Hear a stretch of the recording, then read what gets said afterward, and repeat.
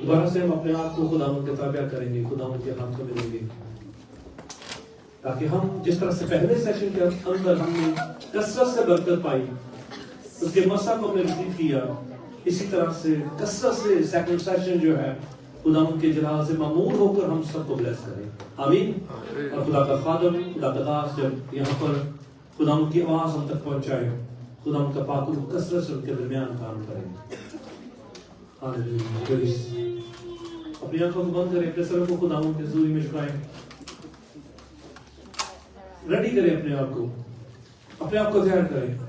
खुदा के खादम पास्टर इमरान से रिक्वेस्ट करूंगा सेकंड सेशन के लिए, वो हमारी दुआ में रहनुमाई करेंगे।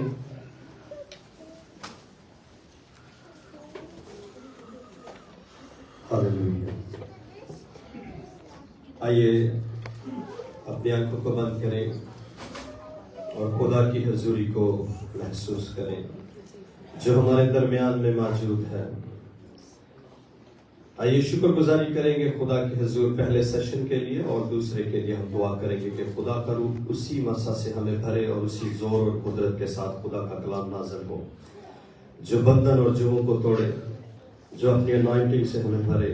और खुदा के दास के लिए, खुदा के खादम के लिए हम दुआ को आसमानी बाप तेरे हुजूर में तेरे बंदा को लाते हैं पाक रूह के गहरे मसा के साथ, थिक अनॉइंटिंग के साथ। खुदा जब वो खुदा कलाम को शेयर करे, वो कलाम दिलों में उतर जाएगा यीशु के नाम में, जिंदगियों को छुए और जिंदगियों को तब्दील करने वाला हो। खुदा जिस तरह आए हैं वैसे वापस न जाए, बल्कि खुदा तेरे रूह से भरकर, तेरे कलाम से भरकर जिंदगियां ट्रांसफॉर्म हो यीशु के नाम से, और तेरा जलाली हाथ तेरे लोगों पे रहे। खुदा यीशु के नाम में आसमानी बाप जितने लोग आ चुके हैं उनके लिए भी बरकत चाहते हैं, और जो अभी आने वाले हैं उनके लिए भी खुदा शुक्रगुजारी करते हैं। एक एक जिंदगी जो यहाँ पर बैठी है यीशु के नाम में खुदा तेरी हुजूरी में उनके रूहानी लेवल बढ़ते चले जाए। खुदा वो तुझ में और गहरे तौर पे बढ़ सके। मैं मिन्नत करता हूँ खुदा इस सारे सेशन के दरमियान तेरा पाक रूह हमें लीड करे, गाइड करे, और हम मुकम्मल तौर पर पाक रूह के कंट्रोल में अपने आप को दे देते हैं। तेरे बंदा के लिए भी बड़ी बरकत चाहते हैं, बड़ी हिकमत, अकल और गनाई और लफ्जों की तरतीब और कलाम के वो मुकाशफात, वो उम्मीद बातें जो तूने अपने बंदा के ऊपर अपने रूह के वसीला से जाहिर की हैं, आज वो हम तक पहुंचा सके यीशु के जलाली नाम में। आमीन, आमीन, आमीन। Thank you. Thank you very much. इससे पहले हम सेकंड सेशन की तरफ बढ़े, रस्म हमने पहले की वेलकम के लिए खुदा के खादमीन को, दो खादमीन पहुंचे। हम खुदावंद की शुक्रगुजारी करते हैं कि खुदा के खादमीन है वो हमारे दरमियान यहाँ पर मौजूद है। हम उन्हें भी यीशु मसीह के नाम में वेलकम करेंगे। तो पास्टर इमरान से दोबारा रिक्वेस्ट करूंगा वो सामने आएंगे, प्लीज आप सामने आए। और भाई प्रवेश से रिक्वेस्ट करूंगा वो उन्हें जो है वो फ्लावर्स देंगे, वेलकम करेंगे। खुदा के खादम पास्टर इमरान आप प्लीज इधर आ जाइएगा।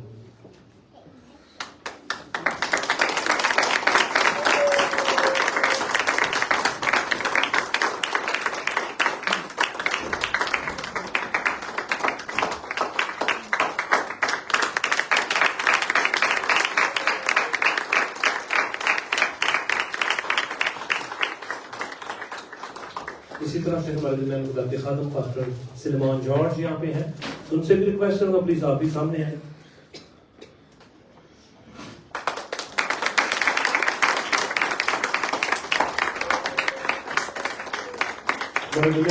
नौजवान बेटा यहाँ पे बैठा, बेटा शहान आमिर, मुझसे रिक्वेस्ट करूंगा आप वो फ्लावर में पास्टर को दें।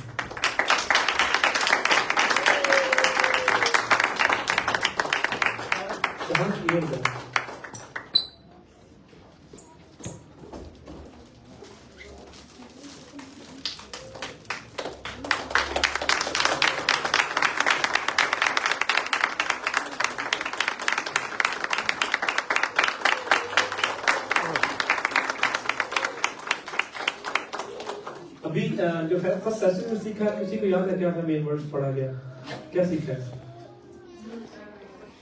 वर्शिप, म्यूजिक, आमीन। सो मैं जब मुझे बेटी का मेरे माइंड में नहीं था, पहले था जरूर, लेकिन जब बेटी ने वर्शिप की और खुदावंद का कलाम हमें वर्शिप के लिए गाइड कर रहा था, बेटी से रिक्वेस्ट करूंगा पास्टर स्मिथ की बेटी जो यहाँ पर बड़ा खूबसूरत कीबोर्ड प्ले कर रही थी, बेटी शामिल प्लीज आप कम फॉरवर्ड। बेटी को वेलकम करें, कैरल से कैरल जो हम फ्लावर डे की वर्शिपर को भी वेलकम करेंगे। तो मेरी विश है कि आने वाले दिनों में कैरल जो है वो इंग्लिश वर्ड को यूज करें, यूथ के बच्चों के साथ हमारी बेटियां बड़ी प्रोग्राम करती हैं।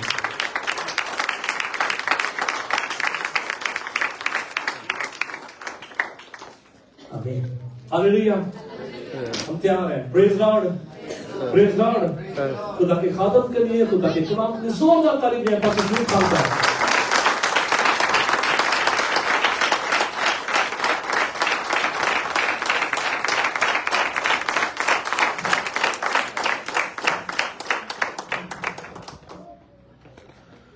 प्रभु यीशु मसीह नाम के अतुल्य पवित्र करुणामय नाम में आज का दिन आपके लिए बहुत बहुत मुबारक हो।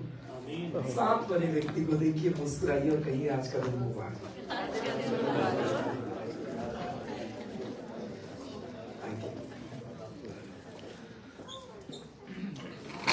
शक्तिमान परमेश्वर को धन्यवाद देता हूँ कि आज पास्टर स्मिथ ने एक अच्छा संदेश हमारे बीच में दिया।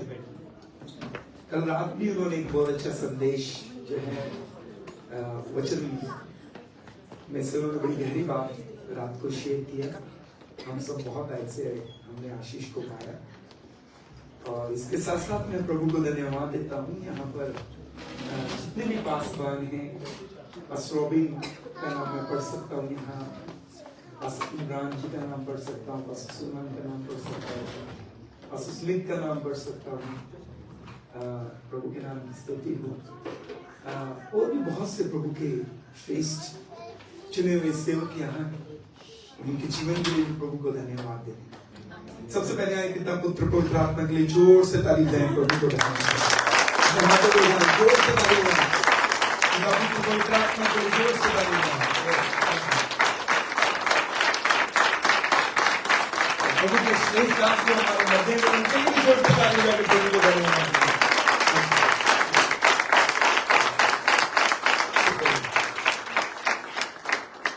एक और व्यक्ति है जिसने कल से हमें स्वादिष्ट व्यंजन खिला खिला के हमारी जी को ताजा कर दिया। थैंक यू भैया, बहुत बहुत धन्यवाद आपके लिए, आपकी पत्नी के लिए, आपके बच्चों के लिए, बहुत बहुत शुक्रिया। Thank you. ये भाई आपकी भी फिक्र करते हैं, आपके लिए भी कुछ बना के लाए हैं। प्रभु इनको बरकत दें, पीने के लाए हैं शायद। Thank you, thank you. क्या हम परमेश्वर के वचन को दूर के लिए मन करें? Yes, thank you.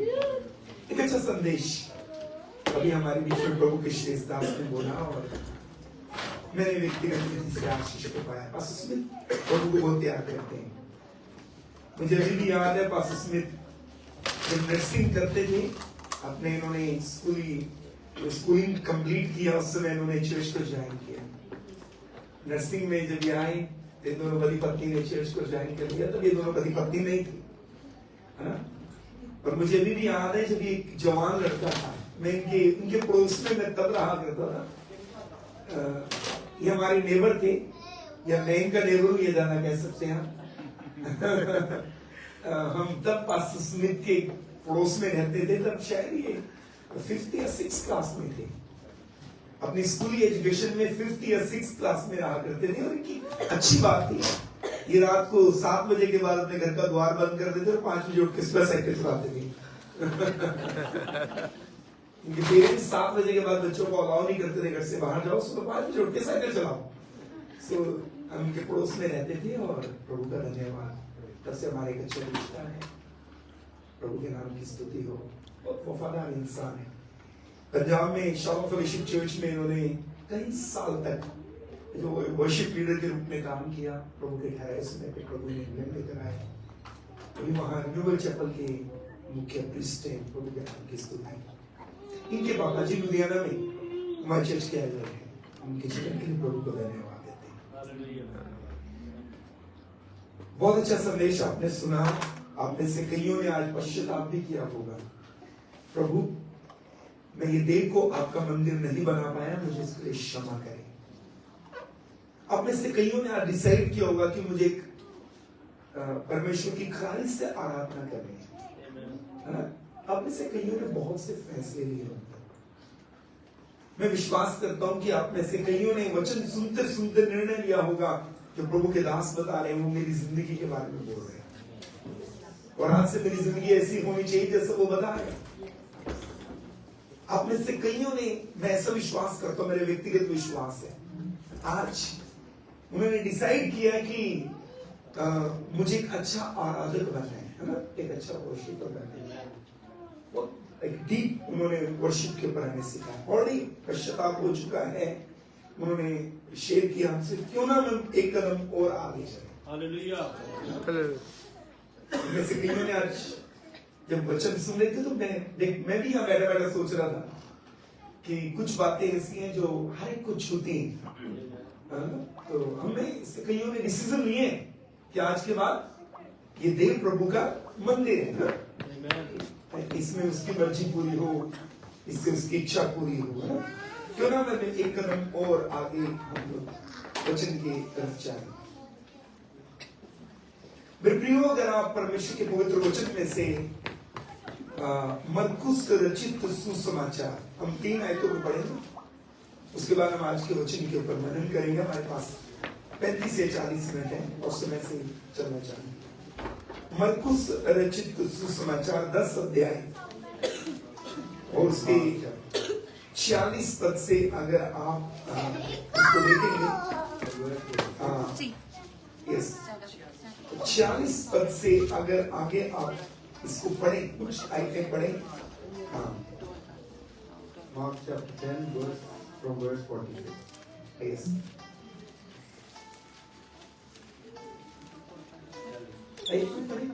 और वो यरू में आए, जी। और जब वो उसके शागिर्द एक बड़ी भीड़ यरू से निकलती थी, जी।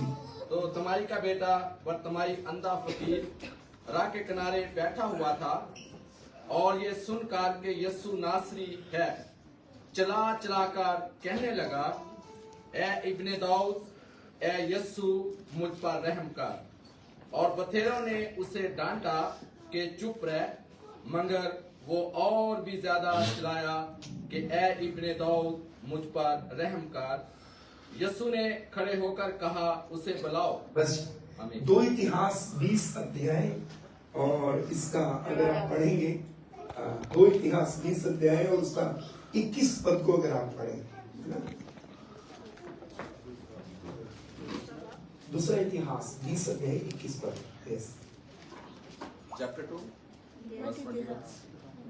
20 अध्याय चैप्टर 20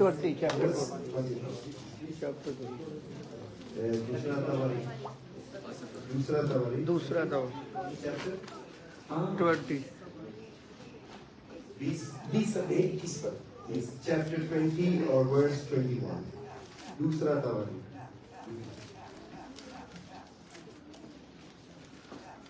पढ़िए जिसको भी मिल जाए। और जब उसने कौम से मशवरा कर लिया, तो उन लोगों को मुकर्रर किया जो लश्कर के आगे आगे चलते हुए खुदावंद के लिए गाएं और हुसन तकदीस के साथ उसकी हमद करें और कहें कि खुदावंद की शुक्रगुजारी करो, क्योंकि उसकी रहमत अब तक है। आमीन। आमीन। मैं चाहूंगा अपनी बाइबल को बंद कर दिया, हम थोड़ी देर के लिए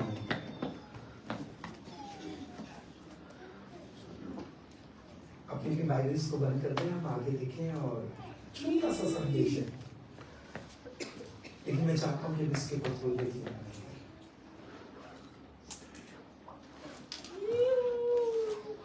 अगर आप पवित्र शास्त्र बाइबल को ध्यान से पढ़ें, अभी जो आपने पढ़ा मरकुस रचित सुसमाचार 10 अध्याय और 46 पद में, एक अंधा यरीहो के किनारे बैठा है और वो पुकार कर कहता है, हे दाऊद की संतान यीशु मुझ पर दया कर।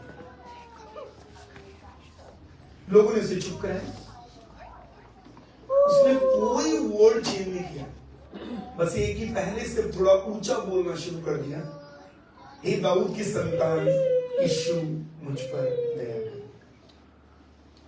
इस अंधे ने कितनी बार बोला ये बाइबल में नहीं लिखा, लेकिन ये जरूर लिखा है कि उसने बार बार बोला। एक ही लाइन को उसने बार बार बोला, हे दाऊद की संतान यीशु मुझ पर दया कर। जब लोगों ने आके उसे चुप करवाया, बात वही है, बस अब पहले से थोड़ा ऊंचा बोल रहा है। उसने अपने वर्ड्स को चेंज नहीं किया।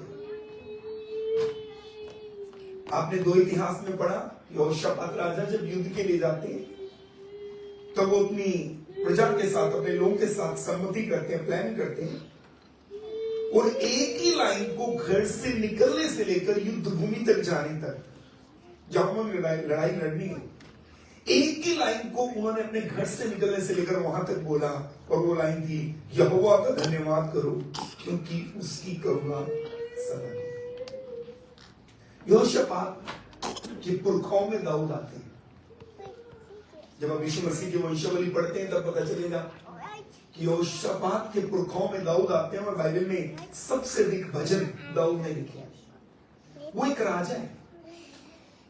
एक राजा के पास बहुत से राइटर्स रहते हैं, बहुत से लेखक रहते हैं। वो चाहता तो इस गीत को कंप्लीट कर सकते थे, लेकिन उन्होंने एक ही लाइन, सिंगल लाइन, एक ही लाइन को, यहोवा का धन्यवाद करो क्योंकि उसकी करुणा सदा की है, घर से निकलने से लेकर और युद्ध के मैदान तक एक सिंगल लाइन को उन्होंने बार बार बोला। बिब्लिकल स्कॉलर्स कहते हैं इन्होंने सैकड़ों बार नहीं, इन्होंने 1000 टाइम बोला, क्योंकि घर से युद्ध भूमि एक लंबा डिस्टेंस है। एक सिंगल लाइन, एक ही बात को उन्होंने बार बार बोला, यहोवा का धन्यवाद करो क्योंकि उसकी करुणा सदा की। ये बंदा एक ही लाइन को बार बार रिपीट करता है, हे दाऊद की संतान मुझ पर दया कर। स्वर्ग में स्वर्गदूत, एक ही लाइन को जब से स्वर्ग अस्तित्व में आया, या जब से स्वर्ग बने या स्वर्गदूत बने, 2 चीजों को परमेश्वर ने अपने हाथ से बनाया है, एक हेवन और एक आर्थ। इस पूरी कायनात में अगर आप देखें, पूरी सृष्टि में 2 चीजें सिर्फ परमेश्वर के हाथ की रचना है, एक हेवन और एक मेमोरा। ये 2 चीजों को प्रभु ने अपने हाथ से बनाया। जब से स्वर्ग अस्तित्व में आया और जब से स्वर्गदूत अस्तित्व में आए, एक ही लाइन को बार बार बोलते हैं, और वो बात है, पवित्र पवित्र पवित्र सेनाओं का यहोवा पवित्र है। कमाल की बात यह है, जब से वो स्वर्गदूत ये लाइन बोल रहे हैं, ना वो बोल के थके और ना खुदा सुन के बोल रहे। आज तक वो स्वर्गदूत कभी भी उस लाइन को बोलते बोलते थके नहीं है, और ना खुदा सुन के कभी बोल रहे।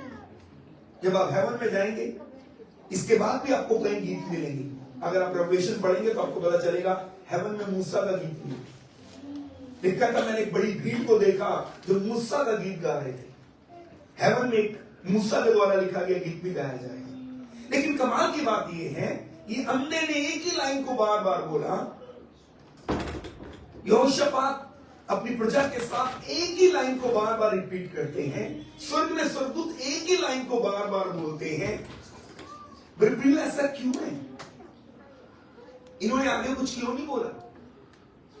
एक ही चीज को बार बार रिपीट क्यों किया? जब मैं प्रभु में आया तो मैंने सीखा बाइबल में से, बाइबल में कुछ लॉज है, स्पिरिचुअल रैलम में कुछ लॉज है, आत्मिक जगत में कुछ नियम काम करते हैं, और जो वो नियम आपको समझ में आएंगे तब कुछ चीजों को आप बदल सकते हैं। स्वर्गीय आत्मिक जगत में, स्पिरिचुअल रैलम में कुछ लॉज काम करते हैं, और स्पिरिचुअल रैलम का एक लॉ ये है, स्वर्ग का एक नियम ये है कि जिस बात को आप अपने मुंह से बार बार बार बार, एक ही बात को जब आप अपने मुंह से बोलते हैं, वो स्वर्गीय स्थानों में स्थिर हो जाती है, पक्की हो जाती है। जब आप एक ही चीज को अपने मुंह से बार बार बोलते हैं, रिपीट करते हैं, तो ये आत्मिक जगत में वो बात स्थिर हो जाती है, पक्की हो जाती है। हमारी बाइबल में एक स्त्री है, अगर आप बाइबल को ध्यान से पढ़ें तो आपको पता चलेगा, उससे 12 वर्ष का रोग है, एक ऐसा रोग जिसे लहू बहने का रोग कहते हैं। और हिंदी की बाइबल में जो हमारे पास बाइबल है, आपके पास भी जो बाइबल है, जब आप बाइबल को ध्यान से पढ़ते हैं तो पता चलेगा, ये स्त्री जिसे 12 वर्ष से लहू बहने का रोग है, इसने जितना ज्यादा अपना इलाज करवाया, ये उतनी अधिक बीमार हो गई। लोग इलाज करवाने के दौरान चंगे होते हैं और अधिक बीमार हुए। मात्र इतनी बात नहीं है, बात यहीं तक नहीं है। हिंदी की बाइबल में लिखा है कि एक अमीर स्त्री है, बात यहां भी नहीं रुकती। बाइबल ये भी कहती है कि इसने अपने इलाज के दौरान बहुत दुख उठाया। हमारे चर्च में एक भाई है, एक दिन मैंने उनसे घर में जाके उन्हें कहा, उनका नाम मिस परवीन है, इन दिनों में स्मिथ के साथ इंग्लैंड में इंडिया में थे, और मैंने उनसे कहा चलो हम एक विजिट पे चलते हैं। वो हमारे चर्च के एसोसिएशन पासवान भी रहे इंडिया में, आजकल यूके में। मैंने उनसे कहा चलो हम एक फैमिली में विजिट करने चलते हैं। वो अपने घर पे थे, इंडिया की बात है, और वो जल्दी से खड़े हुए, वो प्यार में उन्होंने चेंज किया और वो मेरे सामने एक चेयर के ऊपर बैठकर अपने शूज पहनने लगे। उन्होंने शूज के लेसेस जो बंद करने लगे, तो मैंने उनके गर्दन के पीछे लंबे वाली लाइन देखी, एक लंबे वाली लाइन देखी मैंने। मुझे लगा शायद वो थोड़े पीछे से मोटे हैं, गर्दन थोड़ी भारी है, इसलिए उनकी लाइन है। लेकिन मैंने ध्यान से देखा, वो ऐसा नहीं था, वो कुछ अलग था। मैंने उसको पूछा ये लाइन क्या है? तब मैं खड़े हुए अपने शूज बंद करने के बाद, और मैंने देखा उनकी आंख में आंसू थे। मैंने पूछा क्या है ये? वो कहते हैं जब मैं छोटा बच्चा था, मैं इंडिया के अलग क्षेत्र में रहता था और अपने रिश्तेदारों के यहाँ, और मुझे दुष्ट आत्मा ने पकड़ा। तब एक तांत्रिक के पास मुझे लेकर गए, और उसने जो साइकिल के व्हील के अंदर एक वायर होती है, उसे बिल्कुल रट दिया आग के अंदर। यस, उसको एक evil spirit में पकड़ा हुआ है। Yes, yes. दूसरा आत्मा evil spirit में। तो वो कहते हैं कि उसने उसे बिल्कुल रट दिया आग के अंदर, आग में डाल है, और उस वायर को लिया और मेरी गर्दन के पीछे से घुमा दिया, और इतना ही नहीं, मेरे दोनों हाथों के ऊपर भी लगाया। आपको पता है ये स्त्री जिसे 12 वर्ष से रहने का रोग है, हिंदी की बाइबल में लिखा है इसने बहुत से वैद्यों के द्वारा बहुत सा दुख उठाया, ना जाने क्या क्या प्रोसेस इसके ऊपर अप्लाई किए गए, लेकिन ये चंगी होने के बजाय और बीमार हो गई। लेकिन आपको मालूम है इसकी हीलिंग कैसे खुली? इसकी हीलिंग कैसे खुली? Yes, touch. जब आप मैसेज ट्रांसलेशन पढ़ेंगे, हमारी बाइबल का एक ट्रांसलेशन है इंग्लिश का, उसे मैसेज ट्रांसलेशन कहते हैं। ESV या ERV बाइबल पढ़ेंगे, वो अलग अलग ट्रांसलेशन है।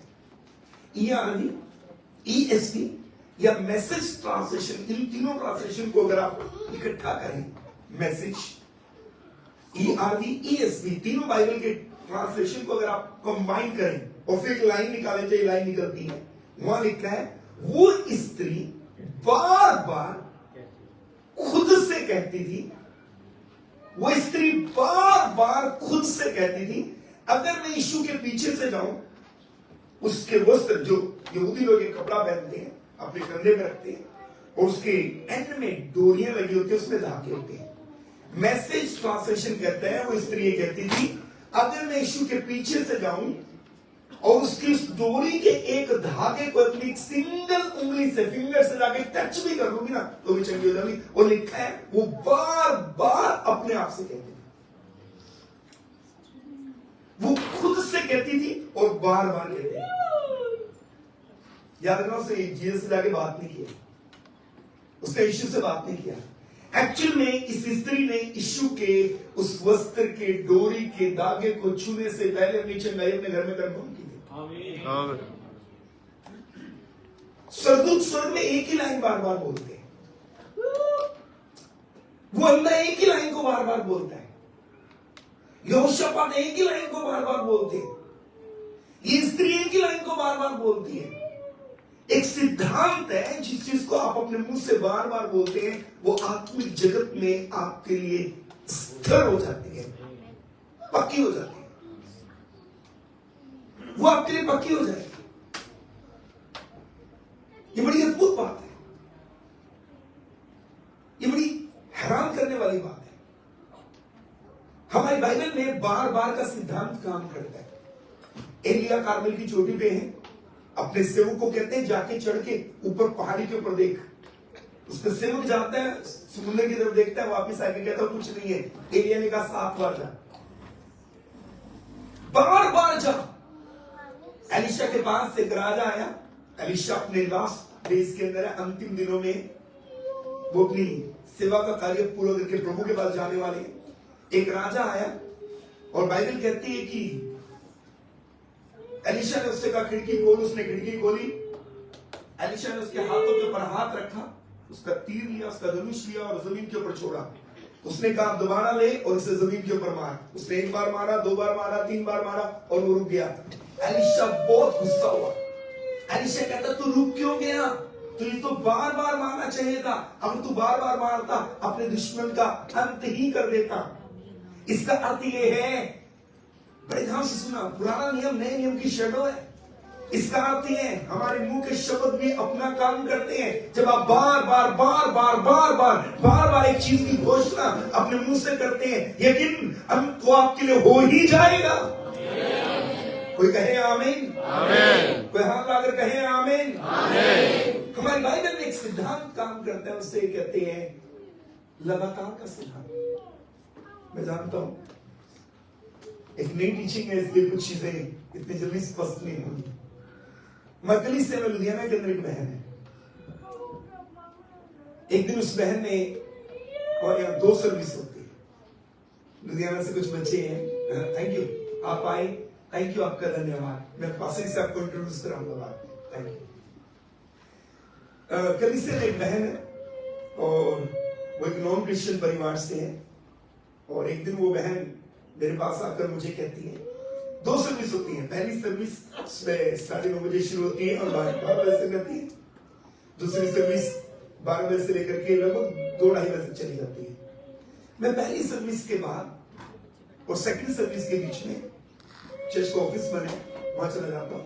दुनिया भर से लोग मिलने आते हैं और मैं एक एक करके अटेंड करता हूँ। एक दिन एक बहन आई, मेरे सामने टेबल के ऊपर हाथ मार के कहती है, जोर से, ऐसा जोर से हाथ मारा। मेरे टेबल ऑफिस का वो कांच है, उसके ऊपर ग्लास रखा हुआ और मैं एकदम से घबरा गया। तो कांच के टेबल पे जोर से हाथ लगा, ऐसे जोर से हाथ लगा के कहती है, आज मैं अपनी गवाही यहां से बिना दिए नहीं जाऊंगी, मैं अपनी गवाही देके ही जाऊंगी। मैंने सोचा गवाही है क्या? उसने एक बड़े वाला थैला निकाला और मेरे सामने टेबल के ऊपर रख दिया। उसने उस थैले को निकाल के खुद पढ़ लो।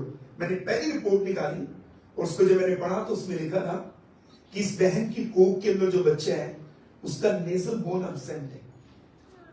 उसमें लिखा है एब्सेंट नेजल बोन, माने जो उसकी कोख में जो बच्चा है उसका नाक ही नहीं है। दूसरी रिपोर्ट में मैंने पढ़ा अब नाक नहीं है तो ब्रेन भी प्रॉपर बना नहीं है। अब मैंने 1 रिपोर्ट पढ़ी, 2 पढ़ी, 3 पढ़ी, 4 पढ़ी, 5 पढ़ी, 6 पढ़ी। ये देखो ये 1 है। ये जब मैंने वो रिपोर्ट्स निकाल के देखनी शुरू की, 1, 2, 3, 4, 5, 6, 7, 8, 9, ये 9 रिपोर्ट तो मेरे मोबाइल में। हर रिपोर्ट में लिखा हुआ है इसका नाम नहीं। अब मैंने मुझे गवाही क्या है? अगर नाक नहीं है तो गवाही क्या है? इसमें तो लिखा है कि नाक नहीं है। कहती गवाही ये है कि ये बच्चा है। मैंने इसका तो नाक है, ये तो बिल्कुल नाक वाला बच्चा है। कहती हाँ ये तो गवाही है, ये नाक वाला बच्चा है।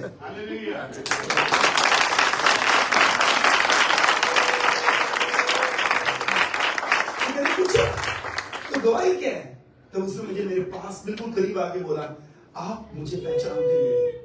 मैंने आपको पहचाना। कहती जब इस बच्चे की पहली मेडिकल रिपोर्ट आई, इसका नाक नहीं है, मैं आपके ऑफिस में आई, मैं जमीन पे आके लेट गई, मैं इतनी दुखी थी, मैंने आपको चिल्ला के कहा एक चला गया दूसरा भी जा रहा है। तो आपने मुझसे पूछा कौन गया? आपने कहा, तो कहती मैंने कहा मेरा एक बच्चा पहले था कोख में, मर गया, उसको निकाला गया, दूसरा आया है, डॉक्टर कहते इसका नाक नहीं है। फिर कहती आपने कहा बाइबल का परमेश्वर असंभव को संभव करेगा, और आपने छोटी सी प्रेयर की और आप नीचे चले गए। कहती उसके बाद जब सेकंड रिपोर्ट आई, मेरा हस्बैंड कहता बच्चा मत रखो, मैंने कहा बाइबल का परमेश्वर असंभव को संभव करेगा। तीसरी रिपोर्ट आई, मेरे खुद के पेरेंट्स कहते हैं बच्चा मत रखो, अभी तुम सब बूढ़ी हो गई हो, अरे दोबारा हो जाएगा। मैं कहती थी बाइबल का परमेश्वर असंभव को संभव करेगा। हर रिपोर्ट के बाद में एक ही बात बोलती, बाइबल का परमेश्वर असंभव को संभव करेगा। अपनी कोख पे हाथ रख के हमेशा बोलती, बाइबल का परमेश्वर असंभव को संभव करेगा। मैंने बोला कितनी बार बोला? बोली सैकड़ों बार बोला, बोली हजारों बार बोला। मैंने बोला हुआ क्या? कहती है कि जब बच्चा पैदा हुआ, जब डॉक्टर ने मेरे सामने ला के रखा, उसका नाक था।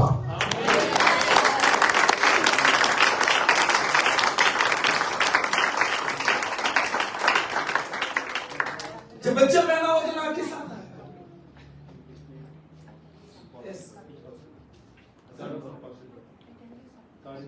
आया। यस, परमेश्वर जो है वो असंभव को संभव कर देने वाला परमेश्वर है। इम्पॉसिबल को पॉसिबल करने वाला परमेश्वर है। सुनिए,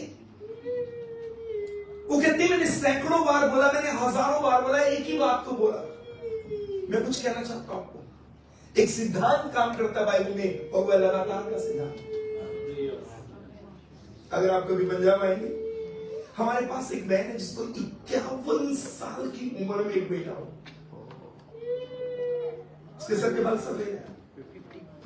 51, 20 साल, 15 साल, 18 साल, 22 साल, 24 साल, 29 साल बहुत है हमारे पास।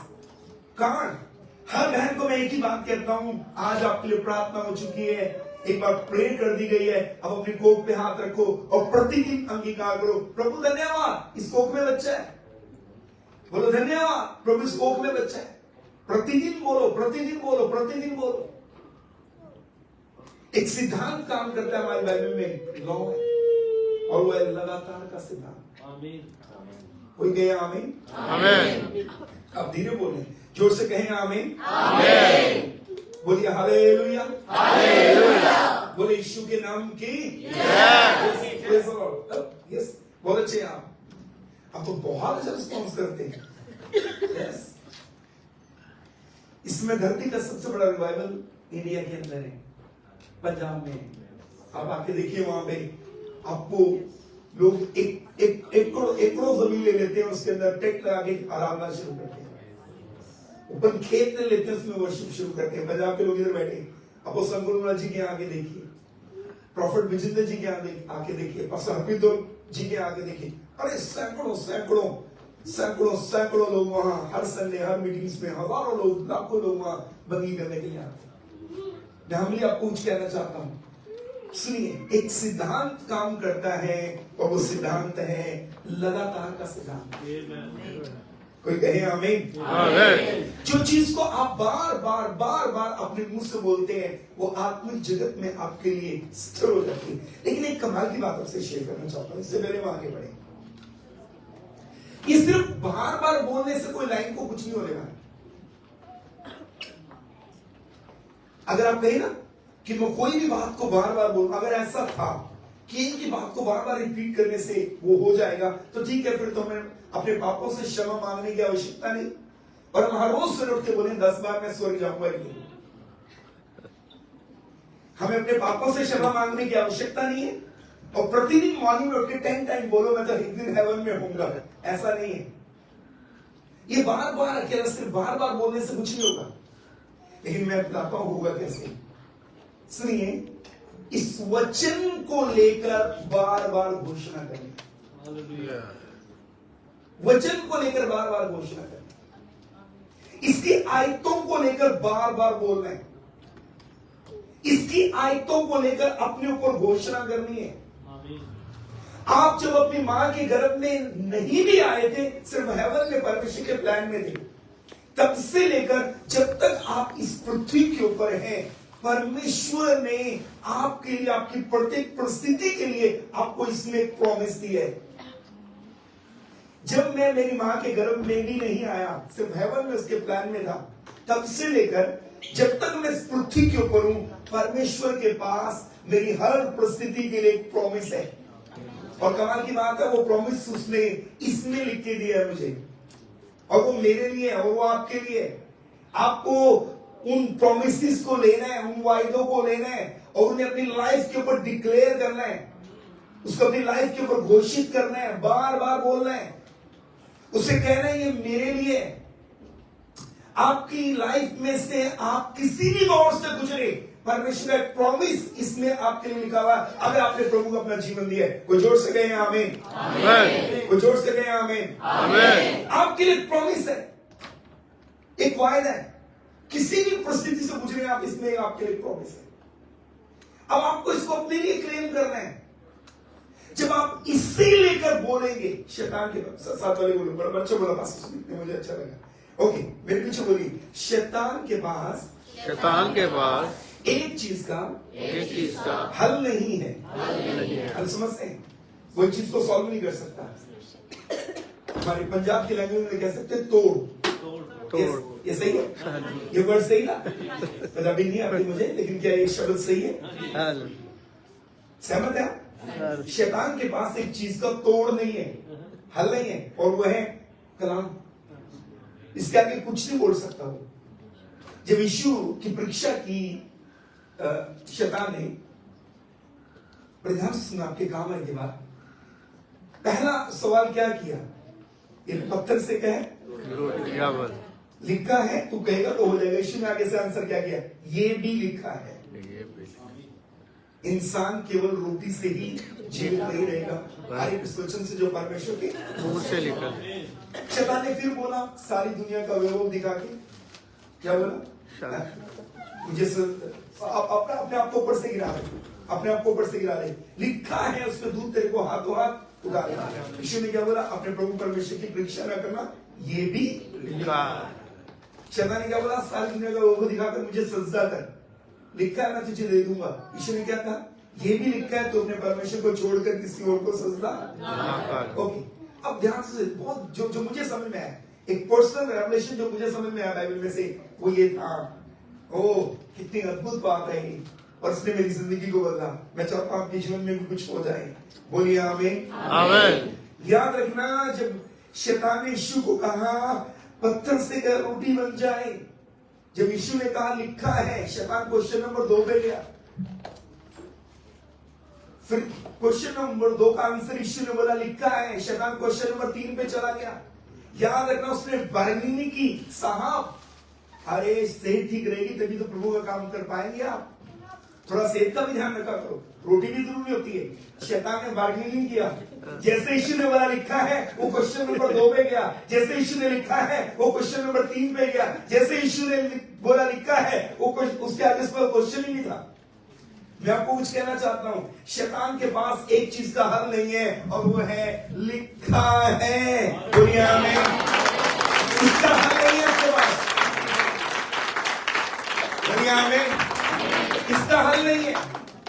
शैतान आपको आपकी परिस्थितियों के द्वारा कन्विंस करना चाहता है, आपकी सिचुएशंस के द्वारा जिनमें से आप गुजरते हैं, वो आपको कन्विंस करना चाहता है कि आप इस बात को मान ही ले कि मैं आशीषित नहीं हूं, आप मान ही ले मैं चंगा नहीं हूं, आप मान ही ले मैं कभी बरकत पाऊंगा ही नहीं।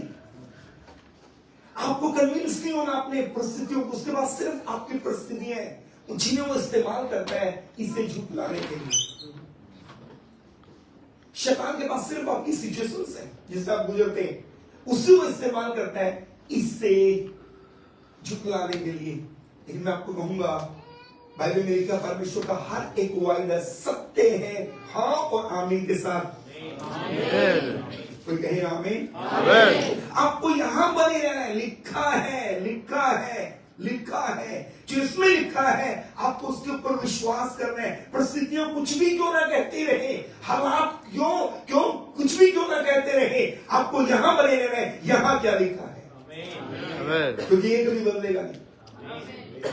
अपनी बाइबल को उठाइए और बोलिए, परिस्थितियां बदल सकती हैं, और ऐसे बोला, हालात बदल सकते हैं, लोग बदल सकते हैं, सत्ताएं बदल सकती हैं, मौसम बदल सकते हैं, सब कुछ बदल सकता है। जो इसमें लिखा है वो कभी नहीं बदल सकता। बोलिए आमीन, बोलिए आमीन। ओके, अपनी परिस्थितियों को आपको ये वचन सुना है और बार बार इसकी घोषणा करनी है। यस, आपको मालूम है युद्ध भूमि कौन सी है? बड़ा अच्छा परमेश्वर के दास ने टॉपिक शुरू किया, ये युद्ध भूमि है, आपका मन युद्ध भूमि है। ये जंग का मैदान है, ये युद्ध भूमि है, यहां आके फाइट करेगा वो आपसे। और कमाल की बात, आपका मन वो अदृश्य संसार है। आप एक्सरे करवाओ, एमआरआई कराओ, ब्लड रिपोर्ट ले आओ, जितने मेडिकल लाइन वाले हैं। आपने कभी आज तक किसी डॉक्टर को कहते देखा मैंने तेरा स्कैन निकाला तो मुझे पता चला तेरे मन में ये चल रहा है। आपके मन में क्या है? ये एक अदृश्य जगत है। अदृश्य माने जो दिखता नहीं है, एक ऐसा संसार ये छुपा हुआ है, ये बैटलफील्ड है, ये युद्ध भूमि है, यहां पर आके लड़ेगा वो आपसे। जब गोलियत, दाऊद और गोलियत का लड़ाई हुआ, वो कोई भी अनुवाद बाइबल का निकाल के पढ़ लीजिए, आप कोई भी अनुवाद बाइबल का निकाल के पढ़ लीजिए। जब गोलियत और दाऊद का लड़ाई हुआ तो पहला हमला गोलियत ने दाऊद के ऊपर शब्दों का किया। उसने दाऊद के ऊपर तलवार नहीं फेंका, पत्थर नहीं फेंका, भाला नहीं फेंका, उसने पहला अटैक वर्ड से किया, शब्दों से किया। शब्दों का हमला था। हिंदी बाइबल में लिखा है गोलियत दाऊद को अपने देवता का नाम लेकर कोसने लगा। मैं पिछले दिनों में इसके ऊपर स्टडी कर रहा था और स्कॉलर्स की अलग अलग राय मैंने इसके ऊपर पढ़ी। बाइबल में नहीं लिखा एक्चुअली गोलियत ने कहा क्या, सिर्फ इतना लिखा है कि गोलियत अपने देवता का नाम लेकर दाऊद को कोसने लगा। लेकिन कोसते समय शब्द क्या बोले ये किसी भी बाइबल में नहीं लिखे। सो मैं पिछले में स्कॉलर्स का एक थॉट पढ़ रहा था इसके लिए कि कहा क्या, गोलियत ने कहा क्या। तो बिब्लिकल स्कॉलर्स कहते हैं एक्चुअल में गोलियत ने ये लिखा है कि अपने देवता का नाम लेकर दाऊद को कोसने लगा। गोलियत ने ये कहा होगा मेरी हाइट देख, इससे मालूम पड़ेगा मेरा देवता कितना बड़ा है। इसलिए दाऊद को रिप्लाई करना पड़ा, ओ ठीक है तेरी हाइट बड़ी, तेरा देवता ही बड़ा होगा, पर मैं जिसके साथ आता हूं वो सेनाओं का यहोवा है, उससे बड़ा कोई भी नहीं है। बोलिए आमीन। ये दाऊद का रिप्लाई। शैतान का सबसे पहला हमला आपकी सोच पे है। वो आपकी सोच को पकड़ता है, उसे कैप्चर करता है। आप जो सोचते हैं आप वो बोलते हैं, जो आप बोलते हैं आप एक दिन वो बन जाएंगे। दोबारा बोलना चाहता हूं, आप जो सोचते हैं आप वो बोलते हैं, जो आप बोलते हैं एक दिन आप वो बन जाएंगे। और मैं हमेशा बोलता हूं आप वो मत बोले जो आप देख रहे हैं, आप वो बोले जो आप देखना चाहते हैं। हो सकता है ये एक दिन में ना हो, पर एक दिन जरूर होगा। बोलिए हालेलुया। हालेलुया। अब वो मत बोलो जो आप देख रहे हैं, वो बोलो जो देखना चाहते हैं। मे भी एक दिन में ना हो, पर एक दिन हो जरूर होगा। कहें आमीन। आमीन। फिर से कहें आमीन। आमीन। मेरे पीछे बोलिए आत्मिक जगत में जो युद्ध है, आत्मिक जगत में जो युद्ध है, यस, बोलो वो शब्दों की है। वो शब्दों की है। Yes yes yes. आत्मिक जगत में जो लड़ाई है वो शब्दों की है। आत्मिक जगत में जो युद्ध है वो शब्दों का है। ये शब्दों की लड़ाई है। वो कितनी अद्भुत है ये बात। पिछले दिनों में पता चला, पिछले दिनों मालूम पड़ा, एक डॉक्यूमेंट्री मैंने देखी, उसमें पता चला, आपको मालूम है शैतान का भी चर्च होता है। Yes yes. हमारी सलीब सीधी रहती है, उनकी सलीब उल्टी। हमारे इंडिया में भी, बॉम्बे में भी, दिल्ली में भी, चंडीगढ़ में भी शैतान का भी चर्च है। उनसे पूछा गया, एक व्यक्ति शैतान की कलीसिया से प्रभु के पास आ गया, उसने अपने पापों से पश्चाताप किया, प्रभु को जीवन दिया, तो उसे बुलाकर पूछा गया, अच्छा ये बताइए आप लोग काम कैसे करते हैं। तब उसने अपना एक्सप्लेन किया कि हम कैसे काम करते हैं। उसने कहा हम एक श्राप का शब्द लेते हैं, हम एक कर्स का वर्ड लेते हैं, एक लाइन लेते हैं जिसमें कर्स किया जाता है किसी को, और वो लाइन लेकर हम पास्टर के घर के सामने खड़े उसको लाखों बार जाके बोल के आते हैं। एक चर्च के ऊपर हम एक कर्स रिलीज करते हैं, एक लाइन, और बोला एक बार नहीं रिलीज करते, उसको लाखों बार अपने मुंह से बोलते हैं और कहते हैं हमें पता है, हमें पता है कि ये लड़ाई आत्मिक जगत में शब्दों के द्वारा है। आत्मिक जगत में लड़ाई शब्दों के द्वारा है। बहुत ध्यान से इसमें आपके काम है ये बात। मे भी परमेश्वर आप में से कई पेरेंट्स से बात करना चाहते हैं, आप में से कई लोगों से खुदा बात करेगा आपके बच्चों के बारे में। अमेरिका में एक प्रभु के दास है, अभी भी जिंदा है, अभी भी प्रभु की सेवकाई करते हैं। परमेश्वर ने सामर्थ्य रूप में इस्तेमाल किया। उनके द्वारा पूरे अमेरिका में 40 मुर्दे जिंदा हुए। अगर आप गूगल सर्च करेंगे, उनका खुद का बेटा 5 घंटे के बाद मोर्चरी से जिंदा होकर बाहर आया। मोर्चरी में रखे उसके अंगूठे के ऊपर टैग लगा दिया गया था, ये डेड बॉडी किसकी है। उन्होंने प्रेयर की, उनका बेटा 5 घंटे के बाद मोर्चरी से बाहर आया। परमेश्वर ने सेवक को सामर्थ्य रूप में इस्तेमाल किया पूरी दुनिया के अंदर। बहुत ध्यान से सुनना, आपके काम आएगी बात। ये जो सेवक है, जिन्हें अमेरिका में रहते थे और प्रभु की सेवकाई कर रहे थे, उन दिनों के अंदर ये कलीसिया के पासवान थे और ये चर्च में खड़के ये कहा करते थे, जो यीशु तब अंधे की आंख खोलता है, लंगड़े को चलाता है और मुर्दों को जिंदा करता है, अद्भुत काम करता है, वो यीशु आज भी वो काम करता है, क्योंकि वो कब्र में से जिंदा हुआ, क्योंकि वो जिंदा है। वो यीशु आज भी जिंदा है। और उन्होंने इसका बहुत प्रीच किया यूएस के अंदर। और एक कलीसिया में वो पासवान थे, उस कलीसिया में एक जवान लड़के को वेंटिलेटर पे डाल दिया गया। पूरा चर्च मिलकर उस जवान बेटे के लिए प्रार्थना कर रहे हैं कि वो बच जाए। कई महीने की प्रेयर्स के बाद फाइनली वो बच्चा नहीं बचा और उसकी मृत्यु हो गई। उसको दफनाया गया। जब ये प्रीस्ट, ये परमेश्वर के दास उस फैमिली में गए, 5 घंटे उस फैमिली के साथ समय बिताया। उस फैमिली के साथ इन्होंने 5 घंटे टाइम बिताया। और 5 घंटे के दौरान इन्होंने उनसे बात की कि तुम्हारे बच्चे को हुआ क्या था। तब इस फैमिली ने बताया, इस बहन ने बताया, अपना हार्ट शेयर किया, इसने ओपनली शेयर किया। इसने बताया, एक्चुअली मेरे बच्चे के वेंटिलेटर पे जाने से पहले हम दोनों पति पत्नी का घर में झगड़ा हो गया। उस झगड़े के दौरान मैंने मेरे पति को गाली निकाली, मेरे पति ने मुझे गाली निकाली, मेरे पति ने मुझे पीटना शुरू किया और मैंने अपने पति को। और ये सारे झगड़े के बीच में मेरा बेटा ऊपर से नीचे आया। यूएस की बात है। और उसने कहा कि जब मेरा बेटा उस झगड़े में कूद पड़ा, तब मेरे पति ने मेरे बेटे से कहा, तू कहीं जा और वहां मर जा और दोबारा वापस मत आ। तू जा और जाके कहीं मर जा और तूने वापस नहीं आना। तो प्रभु के इस दास ने उस परिवार से कहा, क्या तुमने ये जो शब्द तुमने बोले थे, उसके बाद क्या इसके लिए पश्चाताप किया? बोले हमें पता नहीं था ऐसा कुछ करना चाहिए। बोले फिर क्या हुआ? बोले थोड़ी देर के बाद हमारा झगड़ा खत्म हुआ। मेरे हस्बैंड, मैंने एक दूसरे से माफी मांगी, हम ऊपर गए, बेटे से सॉरी बोला, खाना खाने गए, उसके बाद बेटा स्कूल जाने लगा, हम ड्यूटी जाने लगे, सब कुछ नॉर्मल हो गया। हमारी लाइफ में सब कुछ नॉर्मल चल रहा था।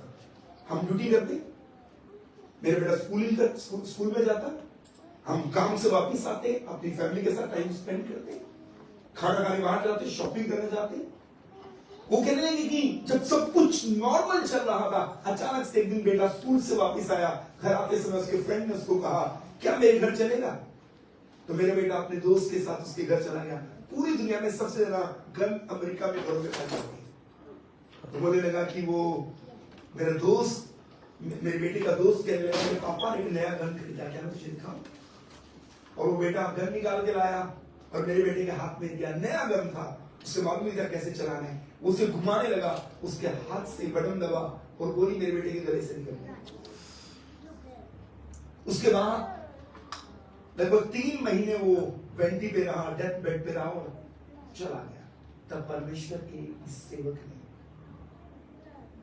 प्रभु के इस श्रेष्ठ दास ने उस फैमिली से कहा, एक्चुअल में तुम्हारा बेटा बच जाता, लेकिन उसे तुम्हारे वर्ड ले रहे हैं। यीशु कल भी मुर्दे जिंदा करता था, आज भी जिंदा करता है।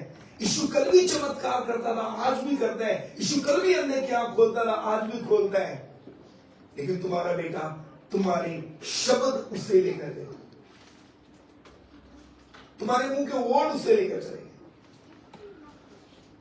मैं बड़ी हम्बली कुछ कहना चाहता हूं, बहुत नम्रता से आज इस स्थान के बैठे पेरेंट्स से मैं कुछ कहना चाहता हूं। बड़े ध्यान से सुनना, आपके काम आने के बाद मैं परमेश्वर के भय में और उसकी उपस्थिति में आपसे शेयर कर रहा हूं। जितने भी पेरेंट्स यहां बैठे हैं, अगर आपने अपने मुंह से कोई वर्ड गलत बोला है अपने फ्यूचर के लिए, अपने बच्चों के लिए, अपनी हेल्थ के लिए, अपने रिश्तों के लिए, अपने परिवार के लिए, प्लीज आज एक होमवर्क है आपके लिए, अपने घर जाएं और उन सारे शब्दों के लिए प्रभु से माफी मांगे और उन्हें यीशु के नाम से रद्द करें। उनके लिए माफी मांगे और उन्हें यीशु के नाम से रद्द करें। प्रभु से कहें, प्रभु ये हमसे गलती से हुआ, हम इसके लिए क्षमा याचना करते हैं, हम अपने वर्ड्स को कैंसिल करते हैं।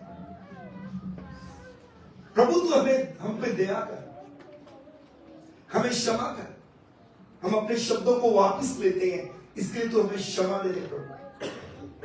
मैं कुछ कहना चाहता हूं, बड़ी हम्बली में आपको कुछ कहना चाहता हूं प्रभु का रास्ता लेके। ओ आपके मुंह के शब्द आत्मिक जगत में लड़ाई सिर्फ शब्दों की है, आत्मिक जगत में लड़ाई सिर्फ शब्दों की है। आत्मिक जगत में शरीर हथियारों में लड़ाई नहीं है। आप क्या बोल रहे हैं ये महत्वपूर्ण है, आप क्या कह रहे हैं ये महत्वपूर्ण है। मेरे पास 10 मिनट है मात्र, बंद करने की ओर जाना चाहूंगा। बार बार बार बार इस वचन को लेकर अंगीकार करें, बार बार इस वचन को लेकर घोषणा करें, बार बार इस वचन को लेकर अपने मुंह से रिपीट करें। जो आयतें जिस परिस्थिति से आप गुजर रहे हैं, आपके जीवन की हर परिस्थिति के लिए इसमें एक वर्ड्स है, उसे लें और उसकी घोषणा करें। मुझे याद आता है परमेश्वर के पवित्र वचन में से एक हिस्सा, मैं बहुत गंभीर हूं इस मुद्दे को लेकर मेरे प्रियो, और मैं चाहता हूं कि हम आज की दोपहर इस बात को यहां से लेकर उठें। मैं बहुत गंभीर हूं इस मुद्दे को लेकर। हमारे पवित्र शास्त्र बाइबल के अंदर एक घटना है, शाऊल का मृत्यु हुआ और बाइबल कहती है दाऊद ने शाऊल के लिए एक विलाप गीत लिखा। दाऊद ने शाऊल के लिए एक विलाप गीत लिखा।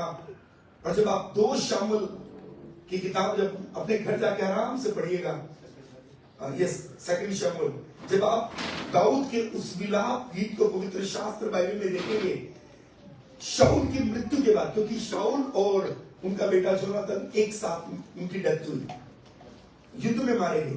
और बाइबल कहती है दाऊद जोनाथन को अपने प्राण के बराबर प्यार करता था, वो उसका दोस्त था। जब दाऊद के पता चला कि शाऊल और जोनाथन मर गए, तो बाइबल कहती है कि दाऊद ने एक गीत लिखा, 2 शामुएल 1 अध्याय और उसके 17वें पद से आगे, आप उसको घर में जाके पढ़िए।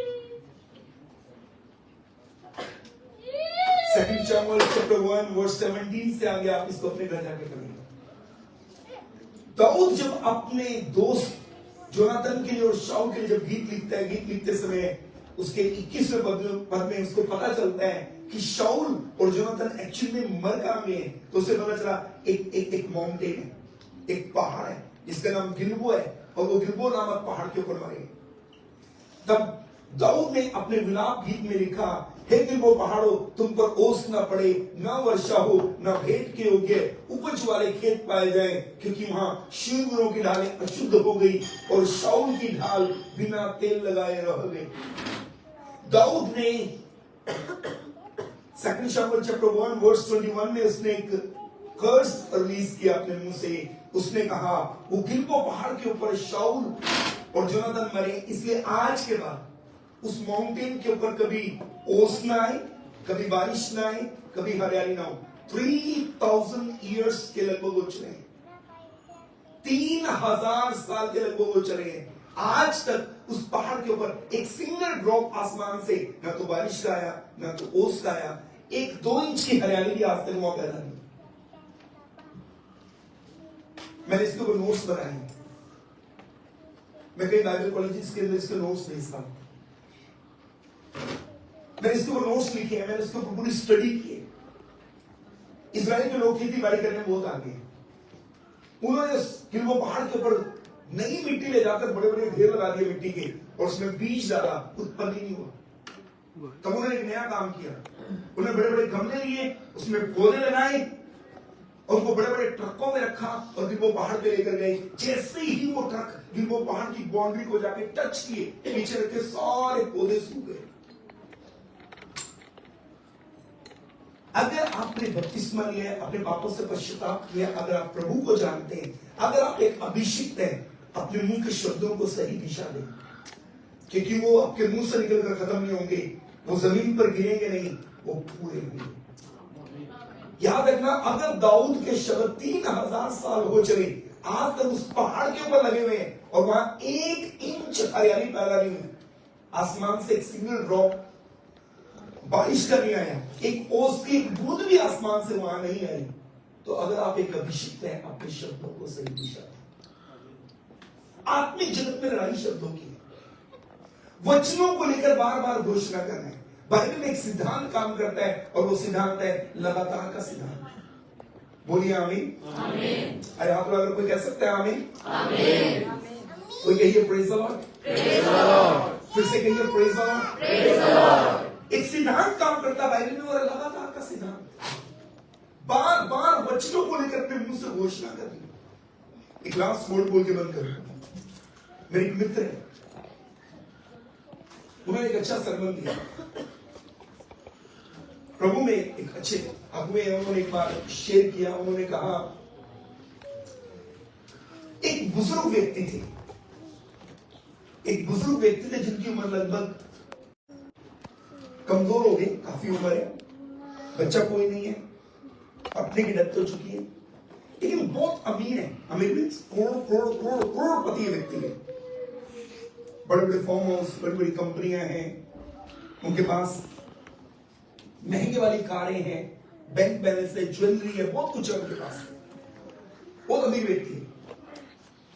इस अमीर व्यक्ति के बुढ़ापे में इसे एक स्त्री मिली जो इसके घर में आई, जो कि झोपड़पट्टी है, एक ऐसी कॉलोनी में रहती थी जहां इतने अच्छे मतलब समृद्ध लोग नहीं रहते।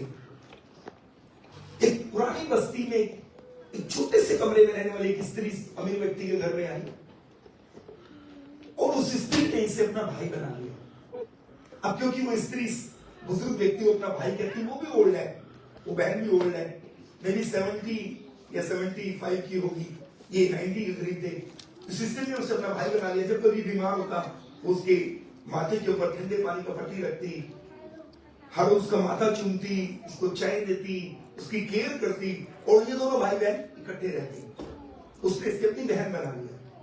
कुछ सालों के बाद इस अमीर व्यक्ति की मृत्यु होगी जो करोड़पति था, और वो स्त्री जो इसके घर में आके रहती, जिसे इसने अपनी बहन बना लिया, सखी बहन नहीं है लेकिन उसकी केयर करती, तो वो भी ओल्ड है, वो इसके घर में आके रुकती, इसके साथ रहती। कुछ समय के बाद अमीर व्यक्ति की मृत्यु हो गई। अब क्योंकि इतना अमीर था, उसकी मृत्यु के बाद छानबीन की गई, इसकी विल क्या है, इसकी वसीयत क्या है, वो चेक करो।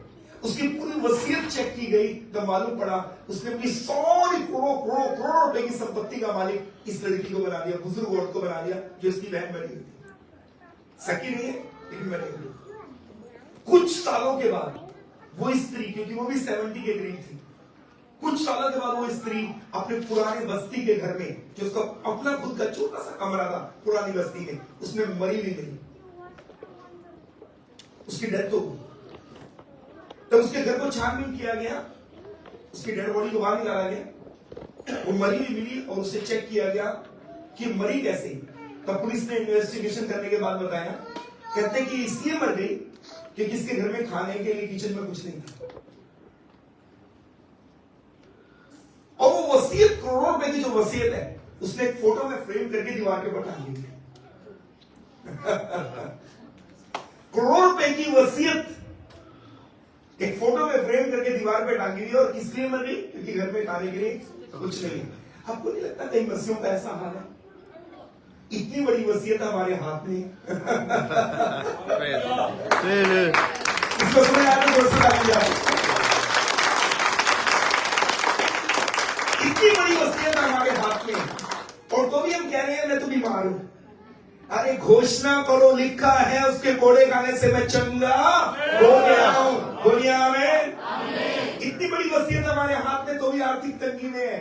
अरे इसको लो, इसमें से पढ़ो। वो सब 28 अध्याय उसके 12 पद में लिखा है, तू कर्जा लेने वाला नहीं, कर्जा देने वाला होगा। बोलिए हालेलुया। आज के बारे में आपको उत्साहित करना चाहूंगा, घोषणा करें, बार बार करें। और कैसे करनी है? इसके वचनों को लेकर करें।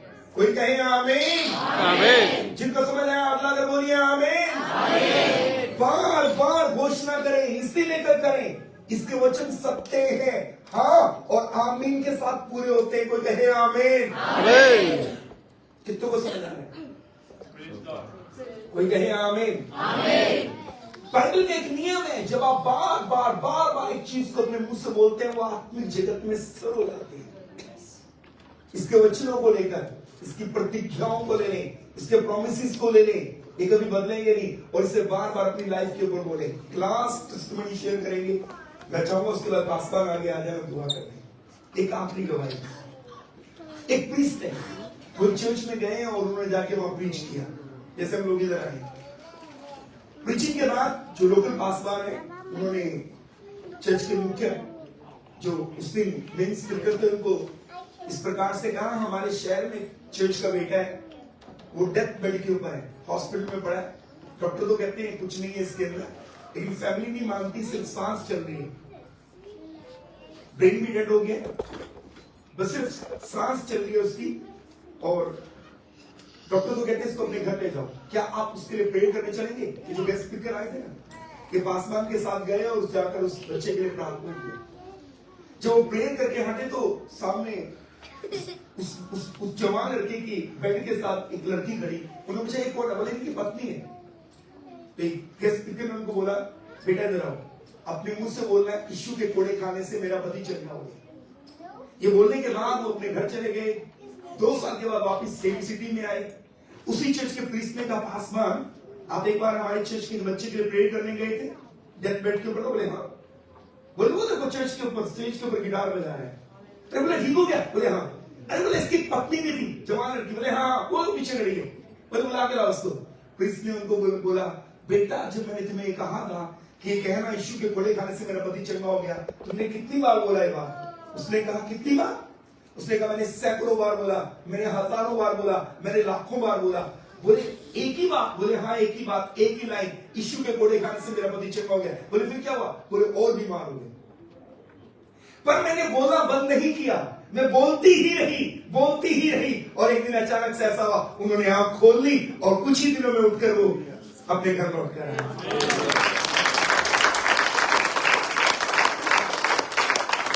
बोलिए हालेलुया। कितनों को समझ आ रहा है? वचनों को लेकर बार बार घोषणा करते हैं। कहें आमीन। आमीन। जोर से कहें आमीन। ऊंची आवाज से कहें आमीन। यीशु के नाम की जय हो। मैं चाहता हूं कि इस समय में, इससे पहले कि हम इस सभा को बंद करें, हम अपने साथ पर खड़े हो जाए। एक छोटा सा संदेश था और मैं चाहता हूं कि हम आज इस छोटे से संदेश के द्वारा लर्न करके जाएंगे अपनी लाइफ से कि जो हम अपने मुंह से बार बार घोषणा करते हैं, डिक्लेयर करते हैं इस जमीन के ऊपर, वो आत्मिक जगत में हमारे लिए स्थिर हो जाता है। बाइबल कहती है परमेश्वर हमारे मुंह के शब्दों पर फल लगाने वाला परमेश्वर है। हिंदी की बाइबल में लिखा है वो हमारे मुंह के फलों का सृजनहार है। आप जैसा डिक्लेयर कर रहे हैं आपके साथ वैसा होगा।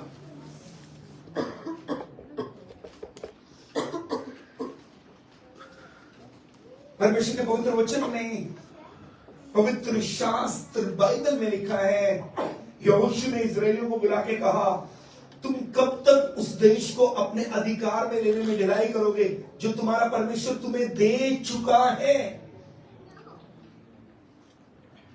उस समय 7 गोत्र बिना अधिकार पाए रहे थे। मैं आज की दोपहर आपको डिक्लेयर करना चाहता हूं, कब तक हम उन आशीषों के लिए उन्हें पाने में देरी करते रहेंगे जो पहले से परमेश्वर ने हमारे लिए दे दी है, जिनके लिए उसने मूल्य चुका दिया है। आए हम उससे क्लेम करें, आए हम अपना अधिकार लें, आए हम घोषणा करें, आए हम घोषित करें कि ये मेरा है, क्योंकि मेरे प्रभु की ओर से मेरे लिए कर दिया गया है। यीशु ने सलीब के ऊपर घोषणा की, पूरा हुआ। मेरी और आपकी चंगाई का काम पूरा कर दिया गया है, मेरे और आपके उद्धार का काम पूरा कर दिया गया है। मेरे प्रियो, मेरे और आपके श्रापों से छुड़ाने के लिए कार्य पूरा कर दिया गया है। यीशु इसलिए धरती पर आकर कंगाल बना, ताकि उसके कंगाल निर्धन बनने के द्वारा मैं और आप धनी किए जाए। वो कर दिया गया है। आज की दोपहर में चाहता हूं कि मैं प्रोत्साहित करना चाहता हूं कि आप घोषणाएं करना शुरू करें। प्रभु धन्यवाद, ये तेरी ओर से मेरे लिए हो चुका है, जो तूने कर दिए उसके लिए मैं तुझे धन्यवाद देता हूं। जब आप बार बार उन चीजों की घोषणाएं करेंगे, आप देखेंगे वो चीजें आपके सन्मुख प्रकट हो जाएंगी, उसके अनुग्रह के द्वारा, उसकी महान सामर्थ के द्वारा। करुणा में पिता परमेश्वर, हम आपको धन्यवाद देते हैं। आज आपने अपने बेटे बेटियों से अपने वचन के वसीला से बात किया। हम अपना हाथ उठाकर स्वर्ग की ओर आपको धन्यवाद देते हैं। प्रभु, आपने पहले सेशन में अपने दास को सामर्थ्य रूप में इस्तेमाल किया। उन्हें बड़ी विस्तार से प्रभु वचन के द्वारा हमें इंक्रेज किया कि एक वर्शिपर, एक आराधना, एक वर्शिपर का जीवन कैसा होना चाहिए, उसे किन बातों का ध्यान रखना है, उसे कैसे अपनी लाइफ गुजारनी है।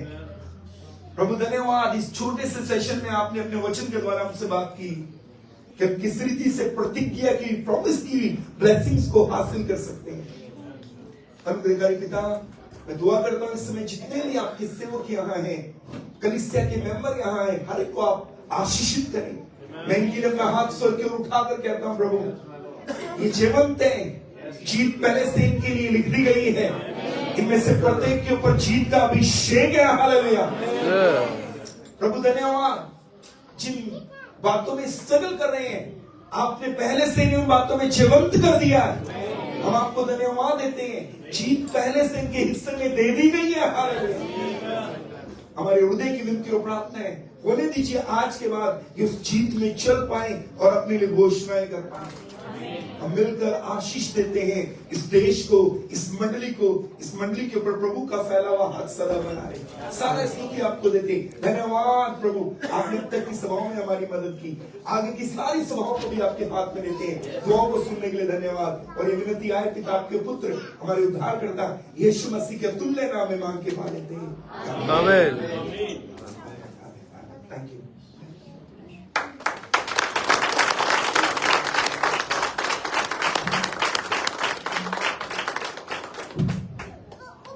आप सब अपनी जगह पर तशरीफ सकते हैं।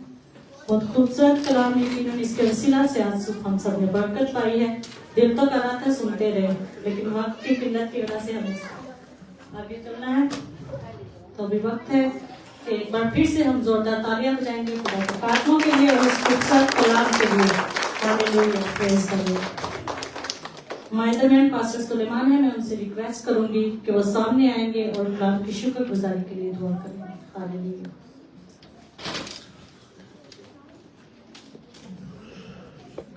आइए अपनी आंखें बंद करें और सब दुआ मांगें।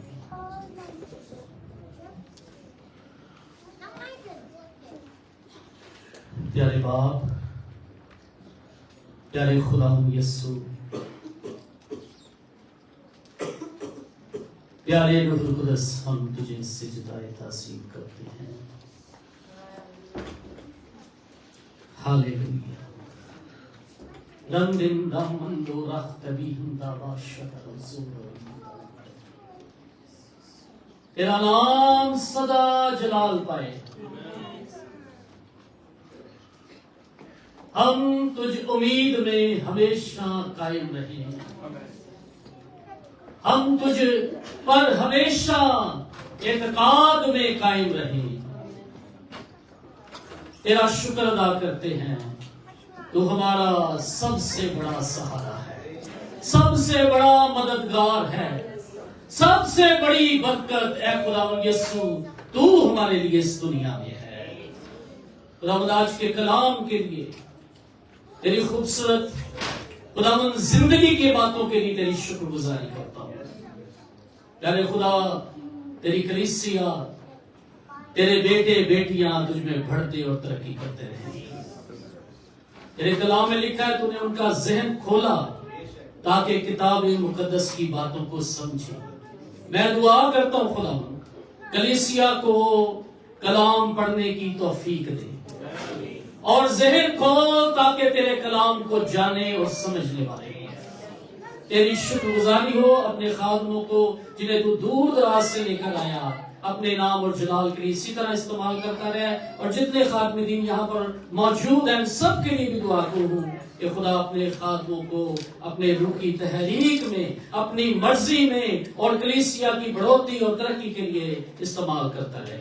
और जितने खुदावंद खादमों के साथ तेरी खुदावंद टीम वर्क कर रहे हैं खुदावंद उन सबों को भी अपने नाम और जलाल के लिए इसी तरह इस्तेमाल कर।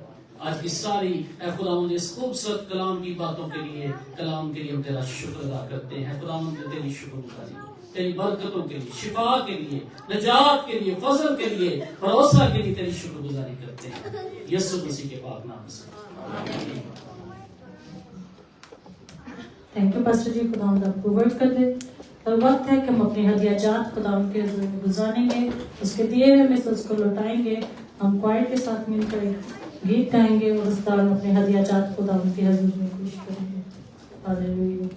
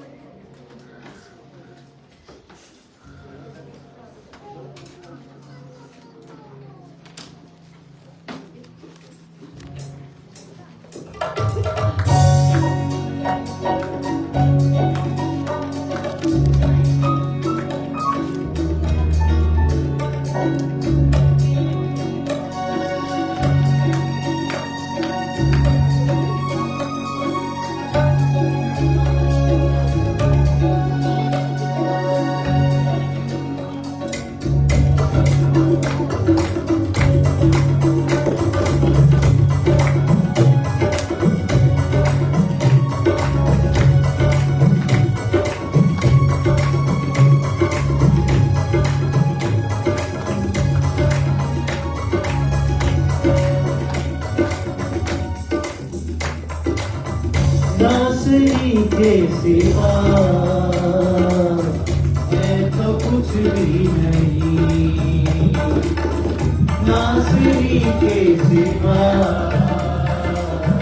मैं तो कुछ भी नहीं, होके उससे जुदा, होके उससे जुदा मैं तो कुछ भी नहीं, नासरी के सिवा मैं तो कुछ भी नहीं, नासरी के सिवा मैं तो कुछ भी नहीं।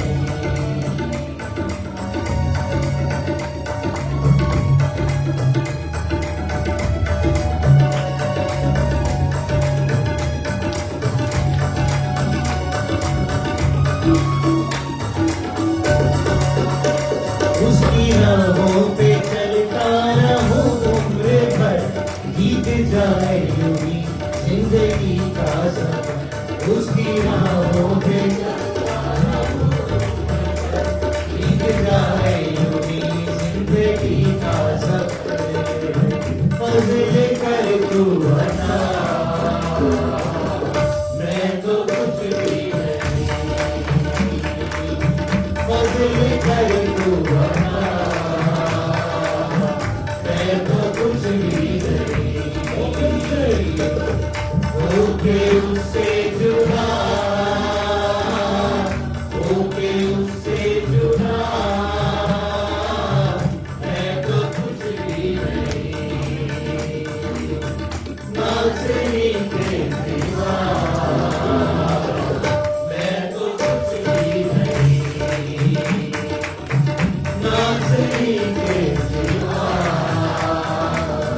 मैं तो कुछ भी नहीं, उसका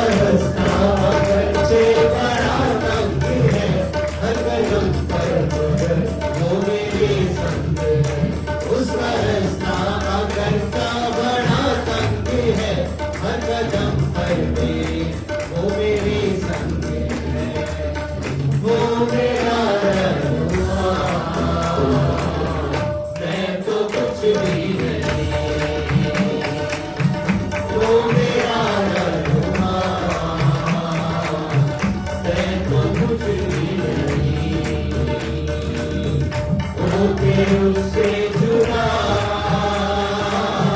होके उससे जुड़ा, मैं तो कुछ भी नहीं, नाज़रीन के सिवा, मैं तो कुछ भी नहीं, नाज़रीन के सिवा, मैं तो कुछ भी नहीं। खाक हूँ, खाक में लौटना है मुझे, ये बदन का वतन छोड़ना है मुझे। खाक हूँ, खाक में लौटना है मुझे, ये बदन का वतन छोड़ना है मुझे। वो ठिकाना मेरा, मैं तो कुछ भी नहीं, वो ठिकाना मेरा, मैं तो कुछ भी नहीं, होके उससे जुड़ा, होके उससे जुड़ा, मैं तो कुछ भी नहीं, नाज़रीन के सिवा, मैं तो कुछ भी नहीं, नाज़रीन के सिवा, मैं तो कुछ भी नहीं, नाज़रीन के सिवा, मैं तो कुछ भी नहीं। हालेलुया। नासरी के सिवा मैं तो कुछ भी नहीं। ये बात वाकई हकीकत है कि अगर वो हमें ना चुनता तो आज हम उसके बरगजीदा और चुने हुए लोग और मुबारक कौम ना कहलाते। हालेलुया। ये उसका फजल है जो उसने हम पर किया है। हम खुदावंद की हजूरी में उसकी शुक्रगुजारी करते हैं कि उसने हमें अपने बेटे और बेटियां बनाया और अपने जलाल के लिए चुना है। और खुदावंद से दुआ करते हैं कि खुदा हमें तौफीक बख्शे कि हमेशा इसी तरह उसके साथ वफादारी से और ईमानदारी से चलते रहें और उसके कलाम को पढ़ते रहें और उससे रहनुमाई हासिल करते रहें। अब वक्त है कि मैं लास्ट सेशन खुदा के खादिम के हवाला करूंगी। पास्टर रोबन से एक बार फिर से रिक्वेस्ट करूंगी कि वो सामने आए और कलाम बरकत के लिए और हदिया की मखसूसियत के लिए और क्लोजिंग प्रेयर के लिए हमारी रहनुमाई करेंगे।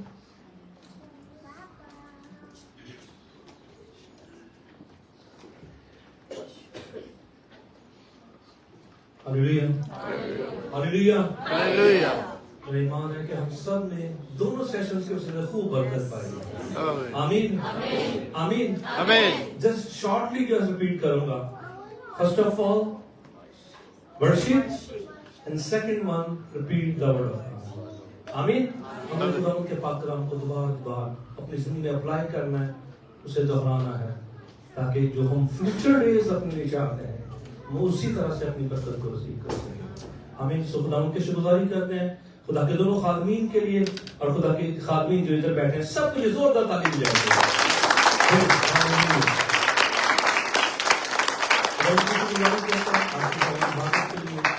सारी हम सलाम के लिए आप सबके लिए रिफ्रेशमेंट का अरेंज जो किया गया है।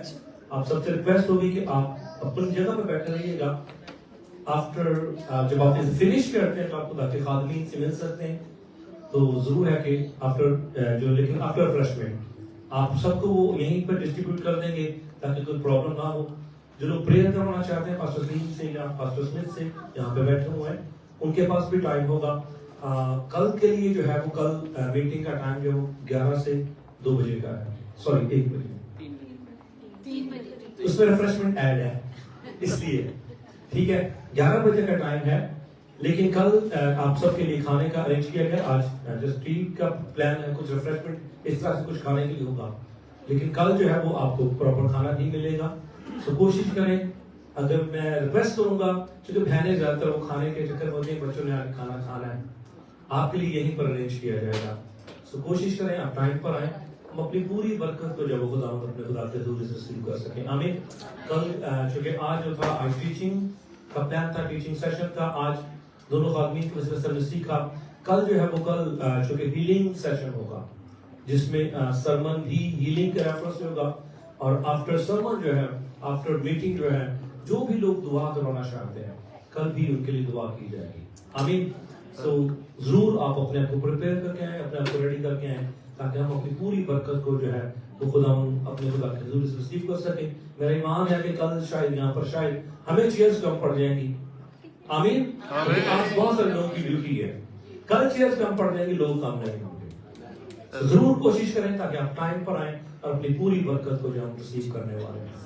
आमीन। आइए सब अपने आंखों को बंद करके अपने सरों को खुदा के हुजूर में झुकाएंगे और खुदा अपने खुदा की शुक्रगुजारी करेंगे आपकी सारी इबादत के लिए, सारी हमदो सना के लिए, सारी परस्तिश के लिए, साज़ो आवाज़ों के लिए, खुदा के खादमीन के लिए हम खुदा उनकी शुक्रगुजारी करेंगे। हमारे दरमियान हमारी बुजुर्ग आंटी श्रेया हम मौजूद हैं, उनकी आज बर्थडे है 85 ईयर्स, तो हम उनके लिए भी खुदावंद अपने खुदा की हुजूरी में 84 खुदावंद अपने खुदा की हुजूरी में बरकत चाहेंगे, ताकि खुदावंद ने जिस तरह से पास्ट ईयर्स के अंदर, गुज़रे सालों के अंदर अपनी बंदी की हर तरह से रहनुमाई की है, उनकी हिफाजत की है, इस आने वाले साल में भी खुदा उनका हाथ अपनी बेटी पर उसी तरह से बना रहे, और जिस तरह से तमाम तरह पास्ट ईयर्स के अंदर उनके वसीला से, उनके घराने के वसीला से खुदा उनके नाम से जलाल मिला है।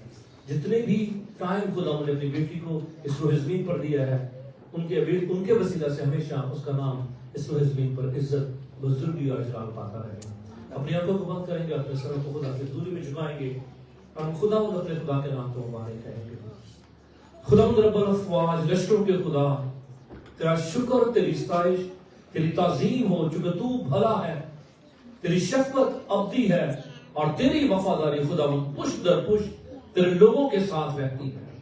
आज जलाल के बादशाह तेरी शुक्रगुजारी करता हूँ खुदा आज के खूबसूरत दिन के लिए। आसमानी बाप रब्बुल फाजिल तूने मुकर्रर किया ताकि आसमानी बाप हम तेरे लोग, तेरे बेटे बेटियां, तेरी चरागाह की भेड़ें आज जलाल के बादशाह तेरे पाक हुक्म के मुताबिक खुदा जब तूने अपने पाक कलाम में हमें हुक्म दिया कि मुकद्दस महफिल फराहम करो, आज इस मुकद्दस महफिल के लिए मैं तेरी शुक्रगुजारी करता हूँ। खुदा बहन भाइयों के लिए तेरी शुक्रगुजारी करता हूँ जिन्हें तो दूर नजदीक से अब आप अपनी हजूरी में लेकर आया, ताकि हम सब मिलकर खुदा तेरी सताइश करें और तेरे कलाम को, उन मुकाशफात को, उस रेवलेशन को अब आप रब्बुल फाजिल हम जान सकें और तेरी हजूरी में खुदा कसरत से बरकत पा सकें। अब आप मैं तेरी शुक्रगुजारी करता हूँ तमाम तेरे खादमीन के लिए, खुदा तेरी शुक्रगुजारी करता हूँ जिन्हें तो सलामती से अपने लोगों के दरमियान लेकर आया, और इसी तरह से बाप रब्बुल फाजिल वाइज़ीन के लिए आज जलाल के बाद से मैं तेरी शुक्रगुजारी करता हूँ जिन्हें कसरत के साथ तूने आज के दिन अपने लोगों की रहनुमाई के लिए, अपने लोगों की सहायता के लिए तूने इस्तेमाल किया और तूने अपने वर्ड उनके मुंह में रखे ताकि आसमान बाप रब्बुल फाजिल तेरे वर्ड्स को तेरे लोगों तक पहुंचाए ताकि तेरी हजूरी से बरकत पा सके। आपकी सारी इबादत के लिए मैं तेरी शुक्रगुजारी करता हूँ। इसी तरह से कल की इबादत को अभी से आप खुदा तेरे खादमीन के साथ मिलकर, सारी जमायत के साथ मिलकर अब आप तेरी हजूरी में देता हूँ। आसमानी बाप रब्बुल फाजिल कल जब तेरे लोग, तेरे बेटे बेटियां तेरे घर में जमा होते हैं तो आसमानी बाप रब्बुल फाजिल तेरे लोग जैसे आए वैसे ना रहे और क्या आसमान बाप पे एक नई जिंदगी लेकर जाएं, एक नए मकसद को लेकर जाएं, ताकि जलाल के बादशाह तेरे बेटे और बेटियां हकीकी तौर पर जाने जाएं, ताकि बाप रब्बुल फाजिल के वसीला से इस ज़मीन पर तेरा नाम, इज्जत, बुजुर्गी और जलाल पाए। इसी तरह से आसमान बाप अंतिश्रैया के लिए अब तेरी शुक्रगुजारी करता हूँ आज जलाल के बादशाह जो जिंदगी का नया साल तूने उनकी जिंदगी में बख्श दिया है। खुदा मैं तेरी शुक्रगुजारी करता हूँ क्योंकि खुदा ये तमाम तर साल ये जिंदगी बाप तेरी तरफ से है और आसमानी बाप तू अपने लोगों की जिंदगी को उठाता है। खुदा फरमाता है कि तू अपनी जिंदगी के पूरे अयाम देखेगा, तू अपनी औलाद की औलाद देखेगा तो तू मुबारक और सादतमंद होगा। तो बाप मैं तेरी शुक्रगुजारी करता हूँ। खुदा तूने अपने लोगों की जिंदगी में ये फजल किया, तेरे लोगों ने अपनी औलाद की औलाद देखी। सो खुदा जलाल के बादशाह आज तेरी मिन्नत करता हूँ जिस तरह तमाम तरफ इर्ज में तेरा हाथ तेरी बंदी पर भरा रहा, इस नए साल में भी तेरा हाथ तेरी बेटी पर बढ़ा रहे और खुदा तेरी बेटी के वसीला से खुदा इस ज़मीन पर तेरा नाम, इज्जत, बुजुर्गी और जलाल पाए। इसी तरह से खुदा राना के लिए तेरी शुक्रगुजारी करता हूँ जो तेरे लोगों ने तेरे दिल में से दिया है और देने वाले हाथों को बड़ी बरकत दी, फजल बख्श दी राना तेरी इंजील की वसत के लिए तेरे जलाल के लिए। इसी तरह से आसमानी बाप रब्बुल फाजिल खुदा जो बहन भाई आज अपनी जॉब के बायस या किसी भी और रीजन के बायस खुदा तेरी हजूरी में नहीं आ पाए, अब आप तेरी मिन्नत करता हूँ कल जब तेरे लोग तेरे घर में आए तो आसमान वहां पर बर्फा जब सब मिलकर तेरे नाम को मुबारक कहें, तेरे नाम की शुक्रगुजारी करें। ये सब कुछ तेरे बेटे अपने खुदावंद यीशु मसीह के नाम ये दुआ बड़े ईमान के साथ मांगते और पा लेते हैं। आमीन। खुदावंद किसका ये दुआ में शामिल होंगे। ऐ हमारे बाप जो आसमान पर है, तेरा नाम पाक होना चाहिए, तेरी बादशाही है, तेरी मर्जी जैसे आसमान पर पूरी होती है जमीन पर नहीं होती। हमारे रोज रोटी आज बख्श दे और जिसका हम अपने कर्जदारों का माफ करते हैं, तू हमारे कर्ज माफ कर, हमें आजमाइश में डाल क्योंकि बुराई से बचा, क्योंकि बादशाह कुदरत और जलाल हमेशा तेरे हैं। आमीन। अब हमारे खुदावंद यीशु मसीह का फजल, दबाव की मोहब्बत, पाकरों की रफाकत और शराफत तमाम हाज़िर जमाए, तमाम कलीसियाओं उनके खादिमीन के साथ और इसी तरह से खुदा उन तमाम ममालिक में जहाँ जहाँ पर तूने अपने लोगों को ठहराया है और तेरी कौम इसराइल के साथ अब से लेकर हमेशा हमेशा तक होता रहेगा। आमीन आमीन आमीन। बरकत दे। इससे पहले कि हम जो है वो उठेंगे नहीं, यहीं पे बैठने में चाहूंगा जो बहन भाई फर्स्ट टाइम उधर को आया है कुछ इंडिया से हमारे बहन भाई आए उनसे रिक्वेस्ट हो प्लीज आप खड़े हो जाए। जो फर्स्ट टाइम आए, जो फर्स्ट टाइम है प्लीज आप खड़े हो जाए।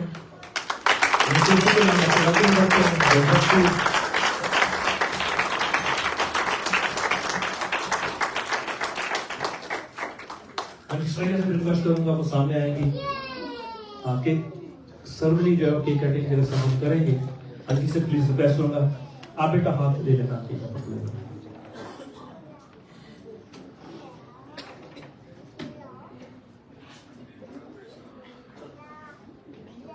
खुदा उनकी शुक्रगुजारी करते हैं आज के दिन खुदावंद ने ये फजल किया ताकि वो अपनी उस सेलिब्रेशन को, इस खुशी को कलीसिया के साथ मिलकर कर सके। सब खुदावंद की शुक्रगुजारी करते हैं।